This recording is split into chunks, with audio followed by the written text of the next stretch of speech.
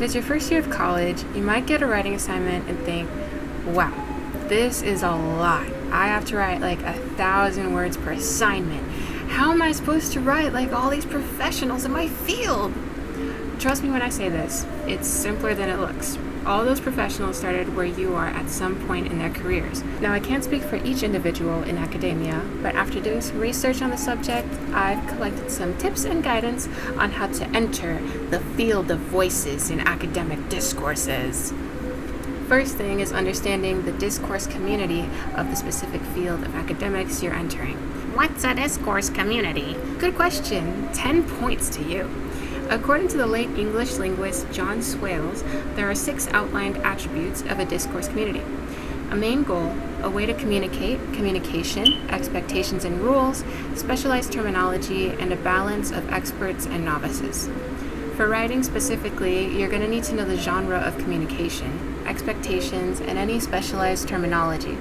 For example, let's say you're majoring in chemistry because you're so smart, and you need to write an experimental research paper. Pretty standard. Your genre of communication is going to be the structure of the paper, which will include an abstract or introduction, your experimental methods, and the results section with a conclusion. Typically in research, one of the rules and expectations of the field is building off of already existing knowledge.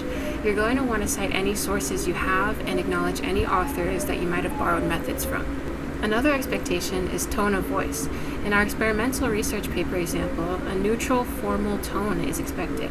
However, in a more analytical paper, you will be expected to have an opinion of your own and share it.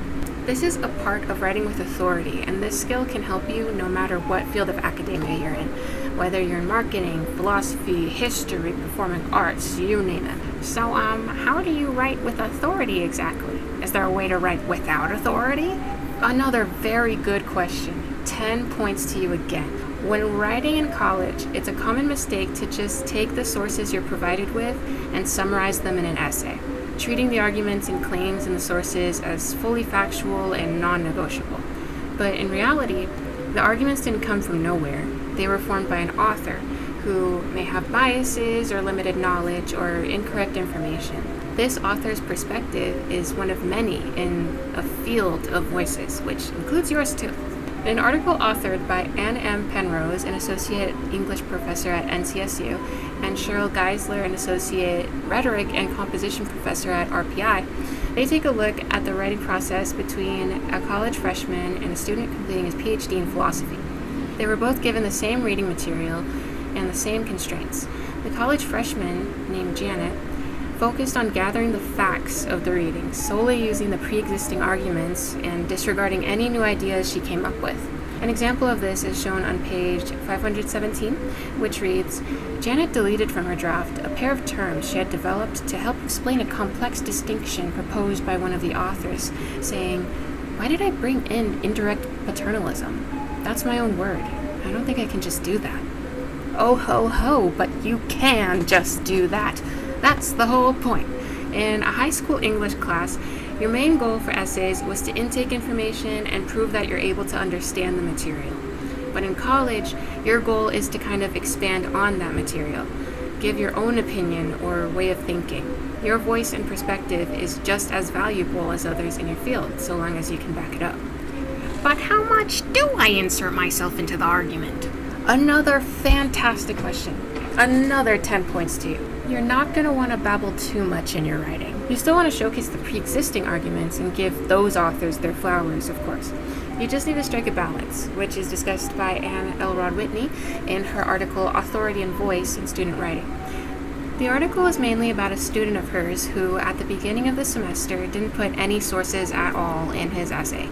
Then later in the year, he turns in an essay where he cites too many. So many, in fact, that they threaten to take over the paragraph. She does admit that later in his essay, he strikes a balance between citations and his own voice. So even if you use too little or too much of your voice at first, revisions and discussions with your professor or a tutor can definitely help you hone that balance in your writing.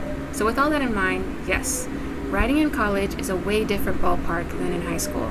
You may feel the need to prove yourself or justify your existence in the academic space. All the rules and expectations may seem stupid or unnecessary. But in order to advance, You gotta play the game. And hopefully this video helped clear up the rules a bit.